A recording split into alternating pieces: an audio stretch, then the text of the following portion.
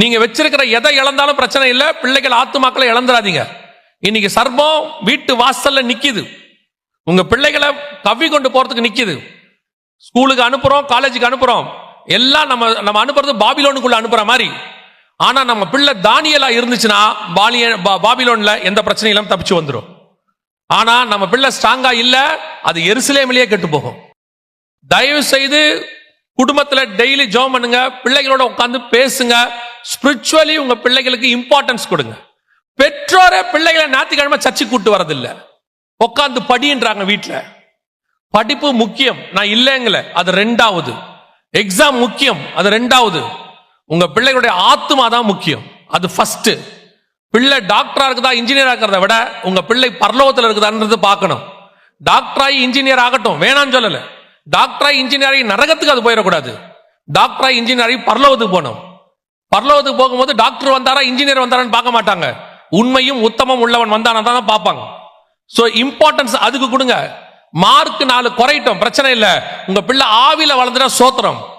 இன்னும் சொல்றேன், அப்படிலாம் இருந்தா எப்படிங்க வாழ்க்கையில முன்னேறலாம்? நாளைக்கு என் பிள்ளை எதிர்காலம் என்ன ஆகும் நல்லா கவனிச்சுக்கொள்ளுங்க. கர்த்தருடைய பார்வையில உண்மை உள்ள மனுஷன் பரிபூர்ண ஆசீர்வாதங்களை பெறுவான். உங்க பிள்ளை உண்மையா இருந்துச்சுன்னா படிச்சாலும் படிக்காவிட்டாலும் கர்த்தர் உயர்த்துவார், அவன் உண்மைக்கு தக்கதாய் உயர்த்துவார். ஆடு மேய்க்கிறவனை ராஜாவாய் மாத்த கர்த்தரால் முடியும். இயேசு கிறிஸ்து 12 சீஷரை செலக்ட் பண்ணும்போது வெறும் படிக்காதவனையும் செலக்ட் பண்ணல, வெறும் படிச்சவனையும் செலக்ட் பண்ணல, கவர்மெண்ட் ஸ்டாஃபையும் செலக்ட் பண்ணியிருக்கிறாரு, மீன் பிடிக்கிறவரையும் செலக்ட் பண்ணியிருக்கிறாரு. கர்த்தருடைய பார்வையில அவன் மேல் உள்ள அழைப்பு தான் முக்கியமே ஒழிய அவன் யாரு, என்ன கோத்திரம், என்ன குவாலிஃபிகேஷன் கர்த்தருக்கு முக்கியம் இல்லை. இது அறிவு பெருக்கத்தின் காலம். எல்லாரும் படிக்கணும்னு நினைக்கிறீங்க, படிங்க. ஆனா கர்த்தருக்கு தான் இம்பார்ட்டன்ஸ். தயவு செய்து கேர்ஃபுல்லாக இருந்து கொள்ளுங்க.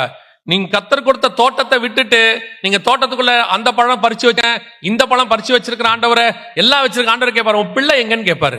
உன் பிள்ளை எங்க? எல்லா வீட்டுக்குள்ள இருக்குது, ஃப்ரிட்ஜ் இருக்குது, நல்ல காஸ்ட்லி கார் இருக்குது, பிள்ளைகளுக்கு சொத்து இருக்குது, எல்லாத்தையும் சேர்த்து வச்சிருக்கீங்க, நல்லது. அது உங்க பிள்ளைகளுக்கு நீங்க வச்சது, அவங்க மேல உள்ள அன்பு, நான் இல்லைன்னு சொல்லல. உங்க பிள்ளைகள் எங்கே? இவ்வளவுக்கும் யோசிச்சு பாருங்க. தகப்பன் எல்லாத்தையும் கட்டிட்டான், பையன் பண்ணி தவிடு தின்னுக்கிட்டு இருக்கான் உட்காந்து. அந்த தகப்பனுடைய இருதயம் எவ்வளவு கஷ்டப்பட்டிருக்கும் பாருங்க. அப்பா எல்லா சொத்தையும் வச்சுக்கிட்டு உட்கார்ந்து இருக்காரு, பையன் எங்க இருக்கான்? பண்ணி தவிடு தின்னுக்கிட்டு இருக்கான்.